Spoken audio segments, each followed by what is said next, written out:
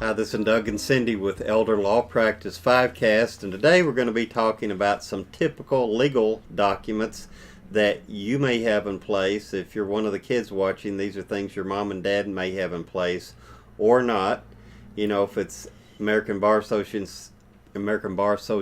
that's hard to get out, said several years ago, 70% of the Americans had no legal documents at all. So if you have anything, you're in the minority. But we're going to go over a few that you may have. So I'll let you start the list. Okay, so I'm going to start with what I think is the most important from what I've seen over the last 30 years, which is a financial power of attorney. Yes. Gives your agent, the person that you name, the power to do basically anything you could do. So it has to be someone you trust. I would say you know and you love, and that loves you, who's going to do things in your best interest. That will do what you want. Yes, and you have to have the capacity to sign the document. You have to know what you're signing and what the impact is going to be. And almost every week we have people that come in that did not have that, and if you've lost capacity, it's too late.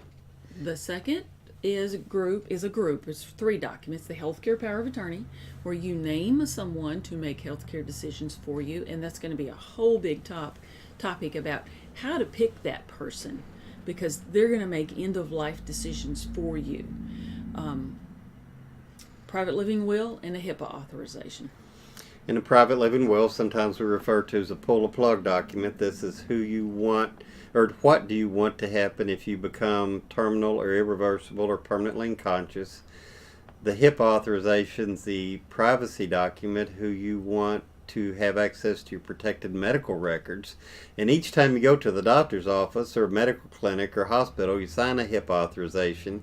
But if something's happened, like my mom had a stroke, and after that's happened, she couldn't sign anything.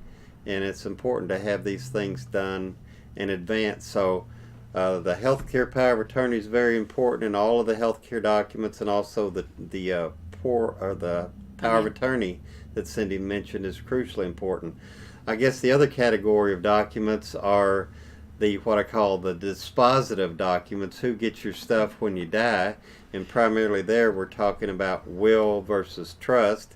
Both of them work. Both of them say who your stuff goes to when you die. A will, you appoint an executor to administer your estate. You have beneficiaries named. You can specifically say who gets it or have it split out by percentages. It all works. The thing about a will, when the second spouse dies, that will usually goes through probate, which takes a few months, and that's a thing that a lot of people want to avoid because it goes through a court system. It takes a few months or longer, and sometimes it's a big hassle, and it can usually be avoided with a trust. A couple of types of trust we'll talk about real briefly. A revocable living trust, think of it as a box, and you're the trustor or settlor. You own it. Right. You put your stuff in the box, this by titling all of your assets, bank accounts, your land, various things to the trust, and then you say who it goes to after your death. You own it while you're living. You say who it goes to after you die. And it's used for you while you're living. Right, and you can have your trustee can be taken. You're the trustee now, but you can have a trustee takes over at your death or your incapacity. There is also a irrevocable trust. Now, revocable trust is what it sounds. It's revocable. You can tear it up, you can change it, you can revise it. You're in total control over it. But a lot of people ask, well, what if I go to the nursing home? Does the revocable trust protect it from the nursing home? Well, it's not really the right way to say that. I know what you're saying. Is the assets protected? No, because you've still got access to them. They're still available to you. For them not to be available to you, you use an irrevocable trust, and you put it in there. It's like you slam the lid, throw it in an ocean, and if it's set up properly, it protects whatever that you want to keep in the family, like a farm or something. It protects it.